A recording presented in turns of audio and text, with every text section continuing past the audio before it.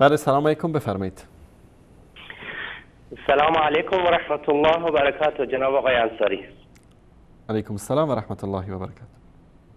من قاسمی هستم، از بالتیمور آمریکا زنگ میزنم. اولین دفعه از خدمت شما زنگ میزنم. میخواستم این مطلب کوچیکی رو در همین موضوع مهدویت خدمت شما عرض کنم. بفرمایید آقای قاسمی. خیلی خلاصه، اینهایی که زنگ میزنن از شیعه های ایران که طرفدار این قزوینی دروغگو هستن، اینا اصلا معنی قرآن اولا نمیفهمن. در اعجاز قرآن اگه ما فکر بکنیم، در یک آیه فقط من ثابت میکنم که این ولادت مهدی اینا کلا دروغه. الله تعالی میفرماید و حمله و فصاله 30 شهرا. این از اعجاز قرآن و علم امروزی هم ثابت کرده که اگه یک جنینی مولودی در سن 6 ماهگی هم به دنیا بیاد، علم امروز ثابت کرده که میتونه زنده بمونه. ولی قبل از 6 ماهه اگه به دنیا بیاد، اون اصلا امکان نداره. از نگاه عقلی منطقی، از نگاه طبی، علم امروزی اصلا با قرآن هیچ مخالفتی هم نداره. ثابت شده که قبل از 6 ماهگی هر کسی به دنیا بیاد، یعنی اون زنده نمیمونه. ولی 6 ماهه، اگه 6 ماهه به دنیا بیاد، اون زنده میمونه. و این اعجاز قرآنه که وقتی در آیه میفرماید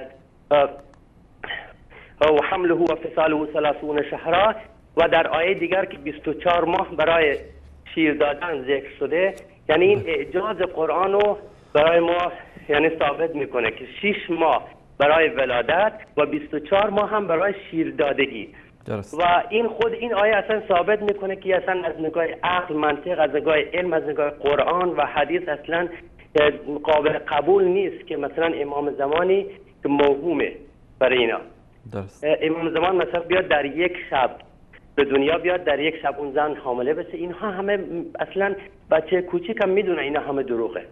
من چندین دفعه زنگ زدم به این شبکه ولادت میگن، ولادت اینا چی میگن، به این شبکه زنگ زدم و میخواستم با خود این قزوینی دروغگو مستقیما صحبت بکنم، ولی تلفن منو قطع میکنن. من میگم که میخوام با خود قزوینی مناظره کنم در همین مسئله مهدویت. من با 2 آیه، با 3 آیه ثابت میکنم که این مسئله دروغه، از نگاه قرآن و حدیث دروغه، و با 2-3 آیه هم ثابت میکنم که این قزوینی اصلا مشرکه، کافره، این اصلا مسلمون نیست.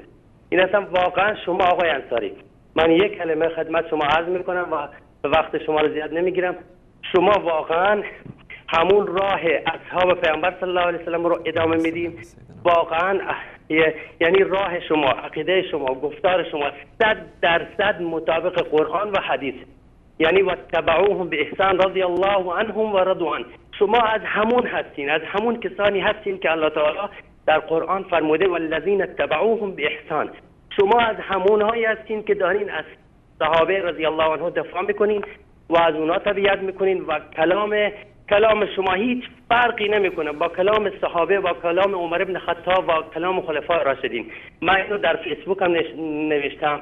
شما را من نمیشناسم و فقط از طریق شبکه ها با شما آشنا شدم و واقعا یعنی شما کسی هستین که 100% راه شما درسته، کلام شما درسته. انشالله خداوند به وسیله شما این رژیم آخوندی ایران رو به وسیله شما تنها به زانو در میاره. انشاءالله ما همیشه دعا میکنیم خداوند شما رو توفیق بده در شکست این شیعه ها، در از بین بردن این رژیم آخوندی که برای سرنگونی مسلمان ها و انسانیت اومدن دارن و اصل مردم ظلم میکنن و حکومت میکنن. انشالله شما رو خدا توفیق بده. خداوند شما رو عمر طولانی عطا بفرماید. ما روز شب با شما هستیم و خواهیم بود. میلیون ها نفر طرفدار شما هستن. سلامت باشید. دیگه عرضی ندارم خدمت شما. انشالله در آینده بازم در تماس خواهیم بود. من قاسمی هستم از بالتیمور آمریکا. زنده باشید آقای قاسمی. تشکر برادر عزیز. تشکر از شما. سلام علیکم و رحمت الله. علیکم السلام و رحمت الله و برکاته. امیدواریم که الله سبحانه و تعالی به ما این توفیق رو نصیب بکنه که خدمتی در راه دین کرده باشیم و الله سبحانه و تعالی قبول بکنه از ما و این توفیق به ما بده که پیرو اصحاب رسول الله صلی الله علیه و آله و سلم و پیرو قرآن کریم و سنت رسول بزرگوار اسلام صلوات الله و سلام علیه باشیم.